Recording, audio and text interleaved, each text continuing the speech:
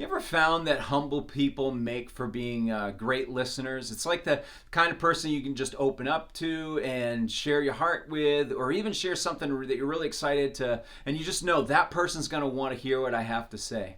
The reason is that because people that are humble have more space in their hearts to receive what's going on in someone else's life. I found it interesting that in the shepherd story of the Christmas season, as the angels come, who do they come and share the message with first? They come to the humble shepherds out in the field. I think partially, there's a whole lot more strategy that God would have than my little brain's able to figure out. But I think partially it's because he's sharing his message that the unfolding of the redemptive story, the arrival of the coming king, he's sharing it with people who have space in their life to receive it enthusiastically. And the text says that they're actually freaked out by it, because if you're encountering an angel of the Lord and his glory, as the scripture says, is showing around them, it's going to cause them to feel even smaller. But what's interesting to me is that he comes to the shepherds because they are humble.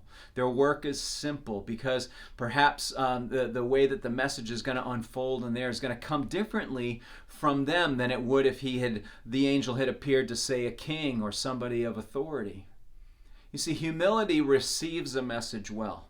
It hears what's being said.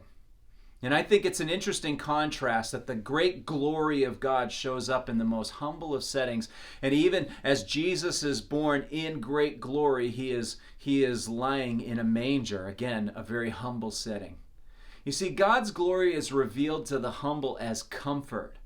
But to the arrogant, when God's glory arrives, it's more of a threat. It's a warning.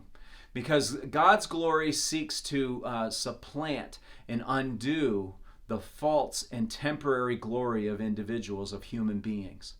So the shepherds were wise to receive this glory humbly, to fall down in fear, only for the angel to say, "Don't fear about this. Get up. We have a message for you to send." And that's our message today, is to how do we continue to walk in humility so that the message of God, when it arrives in all of its glory, is something we're willing to receive. God bless you.